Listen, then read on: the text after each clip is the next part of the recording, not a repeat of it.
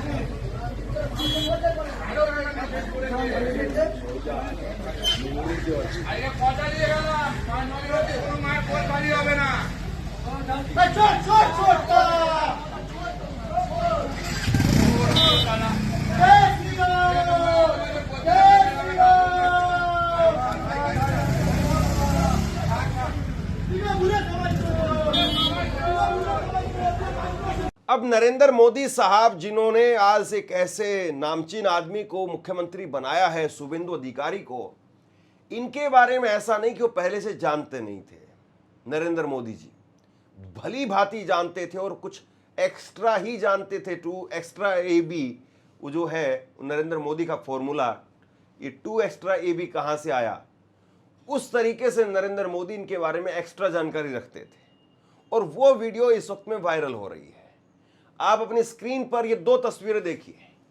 एक तस्वीर है जब नरेंद्र मोदी 2016 के एक वायरल वीडियो को लेकर के बंगाल के अंदर शुभेंदु अधिकारी को निशाना बना रहे थे, और दूसरी तरफ जहां पर नरेंद्र मोदी बोलते हुए नजर आ रहे हैं। 2 तस्वीरें इसमें आपको साफ तौर पर दिखाई दे रही है। कांग्रेस ने इसको ट्वीट करते हुए लिखा कि शुभेंदु अधिकारी कितने बड़े वाले भ्रष्ट हैं, ये बात नरेंद्र मोदी बता रहे हैं। ये वीडियो साल 2016 का है। अब उन्हीं शुभेंदु अधिकारी को मोदी ने पश्चिम बंगाल का मुख्यमंत्री बना दिया है। मोदी का फंडा साफ है, खूब खाओ, मुझे भी खिलाओ और जम करके भ्रष्टाचार फैलाओ। कैमरा के सामने, टीवी कैमरा के सामने कितना लाए हो? अच्छा, लाओ लाओ, और ऐसे कुर्ते में रख देते हैं। टीवी पे देखा कि नहीं देखा आपने? और चेहरा कितना भोला भाला था, ऐसा लगता था ये तो रोज की आदत वाले लगते हैं। और कुछ लोग तो टीवी के सामने कह रहे हैं इतना कम क्यों लाए? तो कहता है दूसरे थोड़े दिन के बाद दूंगा, तो कहते हैं कि जल्दी करना। एक और कह रहा है कि भाई मुझे तो दिया, लेकिन थोड़ा उनको भी दे दो, थोड़ा संभालना पड़ेगा।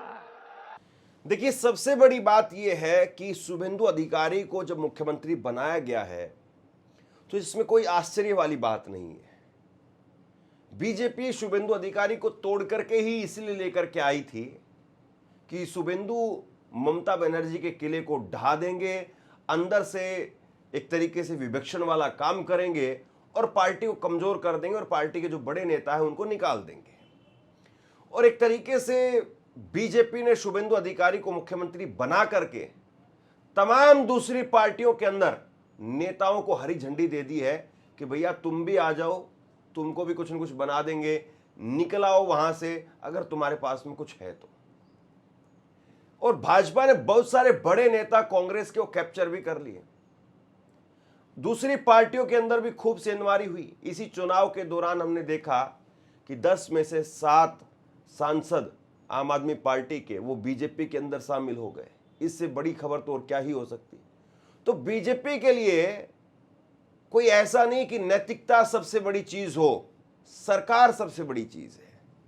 और सरकार बनाने के लिए कहां तक जाना है, किसको लेकर के आना है, किसको क्या कहना है, किस कहे हुए पर कैसे वो मिट्टी डाल करके और फिर से आगे बढ़ जाना है, बीजेपी नरेंद्र मोदी साहब वो इस बात को भली भांति जानते हैं। वरना आप बताइए कि जिस आदमी के बारे में, जिस शख्स के बारे में आप इस तरह की बातें कहें और उसके बाद में उसको अपनी गोदी में बैठा लें, और ये एक बार हो तो समझ में आता है, 2 बार हो तो समझ में आता है कि कुछ मजबूरियां रही होंगी, कुछ परेशानियां रही होंगी, मजबूर हो गए होंगे नरेंद्र मोदी, कोई दूसरा ऑप्शन नहीं होगा, शायद ऐसा इसलिए हो गया होगा। लेकिन अगर बार बार ऐसा होता है तो फिर क्या कहा जाए। आपको याद होगा नरेंद्र मोदी मध्य प्रदेश में ऐसे छाती ठोक ठोक करके बोल रहे थे कि नेचुरली करप्ट पार्टी है, एनसीपी के बारे में। अजीत पवार जो आज इस दुनिया में नहीं है उनके बारे में कह रहे थे, और अगले कुछ घंटों में ही अजीत पवार को अपने साथ में ले आए। अजीत पवार को जो है वो अपने साथ में ले आते हैं, और जिस अजीत पवार को, जिस पार्टी को वो नेचुरली करप्ट पार्टी बता रहे थे, और अजीत पवार पर जो केस थे वो भी खत्म हो गए। अब उनकी एक दुर्घटना में मौत हुई, उसके बाद में उनकी जो पत्नी है उनके हाथ में पूरी बागडोर है। ऐसे ही कांग्रेस में दुनिया भर के तमाम नेता हैं, ज्योतिरादित्य सिंधिया से लेकर के और जितिन प्रसाद, RPN सिंह, दुनिया भर के नेता हैं कि जिनको बीजेपी खींच करके ले आई। समाजवादी पार्टी में भी कोशिश हुई थी कि चाचा और भतीजे में लड़ाई करवा दी जाए और चाचा को अपनी तरफ खींच लाया जाए। तो ये बीजेपी का एक तरीके से रोल मॉडल दिखाई दे रहा है। और एक तस्वीर जरा आप ये देखिए, आप अमित शाह किस तरीके से कल जब उनका नाम का ऐलान हुआ था शुभेंदु अधिकारी का, तो माला जब पहना रहे हैं तो कैसे बाहों में भर रहे हैं अमित शाह। और इसके साथ में ये आज की तस्वीर, आज की फोटो देखिए आप, नरेंद्र मोदी ने भी बाहों में भर लिया शुभेंदु अधिकारी को। क्या आपने भाजपा के दूसरे किसी नेता को, जो खाटी भाजपाई नेता हो, अभी तक तो लोग मुसलमान को लेकर के चुटकी लेते थे कि नरेंद्र मोदी जब अरब कंट्रीज में जाते हैं तो वहाँ के प्रिंस को, वहाँ की मस्जिदों में जा कर के वहाँ पर मुसलमानों को जो गले लगा लेते हैं, जी भर करके गले लगाते हैं, बाहों में भींच लेते हैं, भर लेते हैं। लेकिन देश के अंदर किसी मुसलमान को इस तरीके से अपनी बाहों में लेते हुए नजर नहीं आते हैं। और मुझे लगता है कि ये जो तस्वीर जो नरेंद्र मोदी साहब और जो अमित शाह की निकल करके सामने आई है, जैसे नरेंद्र मोदी और अमित शाह ने बाहों में भर लिया, भींच लिया, हमने कोई तस्वीर ऐसी देखी नहीं कि भाजपा का जो परंपरागत तौर पर नेता रहा हो, मसलन भजनलाल शर्मा नए नवेले मुख्यमंत्री, या शिवराज सिंह चौहान, या फिर आप यूँ कहिए योगी आदित्यनाथ, जो भाजपाई नेता रहे, उनको इस तरीके से कभी भींच लिया हो, अपने अंदर अपने आगोश में ले लिया हो, ऐसे कभी दिखाई नहीं देता। या गुजरात के जो नेता जो नरेंद्र मोदी की नर्सरी से निकले, वहां पर भी किसी के साथ में इतना गाढ़ा प्यार नहीं दिखाई देता है जो शुभेंदु अधिकारी के साथ में दिखाई दे रहा है। कुछ तो ऐसा है जो शुभेंदु अधिकारी वहां की सरकार की धुरी है, और शायद इसीलिए यहां पर पर्ची नहीं निकली, डायरेक्ट नाम निकला।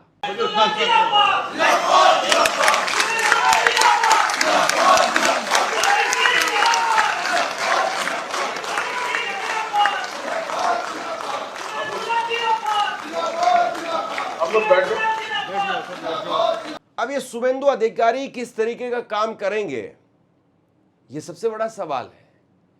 और जिस तरीके से आज जो इनकी वेशभूषा थी, भगवा रंग के कुर्ते में नजर आए, फिर उसके बाद में योगी आदित्यनाथ ने एक भगवा गमछा और डाल दिया, और योगी आदित्यनाथ भी जानते हैं कि भैया एक गमछा डाल करके, चार तालियां बजवा करके, और मैंने नरेंद्र मोदी से ज्यादा सुर्खियां बटोर ली।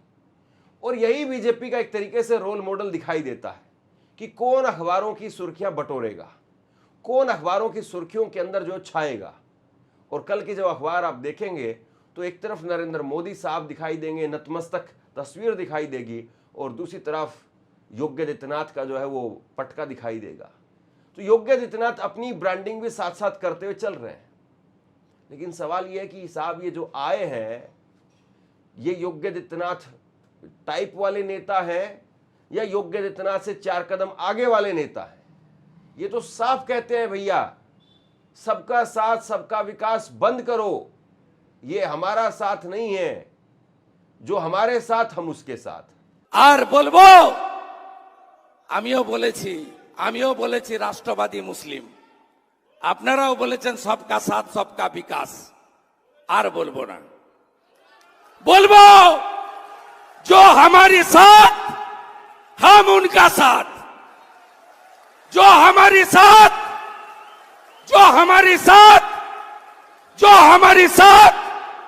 हम उनका साथ, सबका साथ सबका विकास बंद करो, नो नीड संख्यालघु मोर्चा। ভালো থাকুন, জয় শ্রীরাম, জয় শ্রীরাম, জয় শ্রীরাম। अब इस शपथ ग्रहण समारोह के बाद में पहली प्रतिक्रिया निकल करके सामने आई है कांग्रेस की तरफ से, और कांग्रेस ने, सुप्रिया स्नेत ने एक तरीके से हमला बोला है और कहा है कि भाई आप बहुत चकाचौंध वाली बातें करते हैं, बहुत गुलाबी तस्वीर आप दिखाते हैं, लेकिन जो सच्चाई है वो कुछ और ही है। और सुप्रिया स्नेत वो ऐसे कड़वे और तीखे आंकड़े वो बता रही हैं जो भाजपा को बिल्कुल पसंद नहीं आएंगे। और आज जो भाजपा के लिए बड़ा जश्न का दिन है, ऐसी खबर टीवी पर भी नहीं चलेगी। दिन रात सोते जागते उठते बैठते चलते फिरते आपको विकसित भारत की बात बताई जाती है। तो विकसित भारत कैसे बनेगा, और उसके लिए 2 सबसे ज्यादा जरूरी चीजें क्या हैं? अच्छी शिक्षा और अच्छी स्वास्थ्य व्यवस्था। लेकिन ये फर्जी डिग्री वाले शिक्षा का महत्व नहीं समझते हैं, और इसीलिए इनके राज्य में शिक्षा व्यवस्था बदहाल हो चुकी है। कुछ आंकड़े सुनिएगा। आज इस देश में 1,19,000 से ज्यादा ऐसे सरकारी स्कूल हैं जहां पर बिजली का कनेक्शन नहीं है, न पंखा है न लाइट है, और उसके बिना बच्चे जाड़ा गर्मी बरसात पढ़ने को मजबूर हैं। 99,000 के आसपास ऐसे स्कूल्स हैं जहां पर लड़कियों के लिए टॉयलेट नहीं है अलग से। तो जब लड़कियां बड़ी हो जाती हैं, उनको प्राइवेसी चाहिए, पीरियड्स होने लगते हैं, तो वो टॉयलेट कहाँ जाए, वो स्कूल आना छोड़ देती हैं। 61,000 से ज्यादा ऐसे स्कूल हैं जहां पर लड़कियों के लिए तो छोड़िए, लड़कों के लिए भी एक भी टॉयलेट नहीं, एक भी टॉयलेट ही नहीं है स्कूल में। 14,505 से ज्यादा ऐसे सरकारी स्कूल हैं जहां पर पीने वाले पानी की व्यवस्था नहीं है। तो बच्चे स्कूल तो पहुंच गए किसी तरह से पढ़ने, अब वो पानी कहां पिएंगे ये उनके ऊपर छोड़ दिया जाता है। अरे यही नहीं, 1,04,000 से ज्यादा ऐसे सरकारी स्कूल हैं जहां पर पूरे स्कूल में सिर्फ एक टीचर है, इर्रिस्पेक्टिव कितने क्लासेस हो। क्या आप ये जानते हैं कि 2014 के बाद से अभी तक 94,000 से ज्यादा सरकारी स्कूल बंद हो गए हैं? क्या आप ये जानते हैं कि 2005 में सरकारी स्कूल में एनरोलमेंट रेट 71% होता था, जो 2025 में घटकर करीब करीब 49% रह गया है?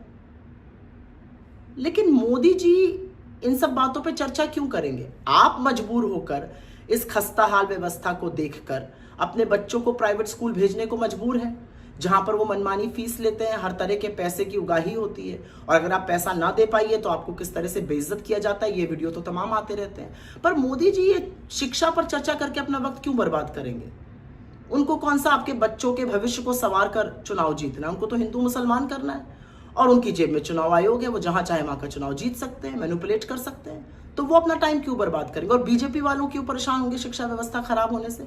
उनके अपने बच्चे तो बड़े बड़े विदेशी यूनिवर्सिटीज में पढ़ रहे हैं। अब आपके बच्चों के स्कूल में टॉयलेट ना हो, पीने की पानी की व्यवस्था ना हो, बिजली ना हो, या स्कूल बंद हो जाए, इससे उनको क्या?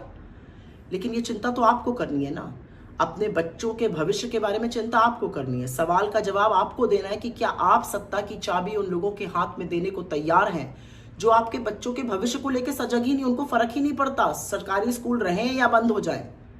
इस सवाल का जवाब तो आपको देना है। अब कुल मिलाकर के सबसे बड़ा सवाल यह है कि बंगाल के अंदर किस तरीके का राज होगा, और बंगाल में बीजेपी क्या करने वाली है, और वहीं दूसरी तरफ ममता बनर्जी, उसका रुख क्या रहेगा।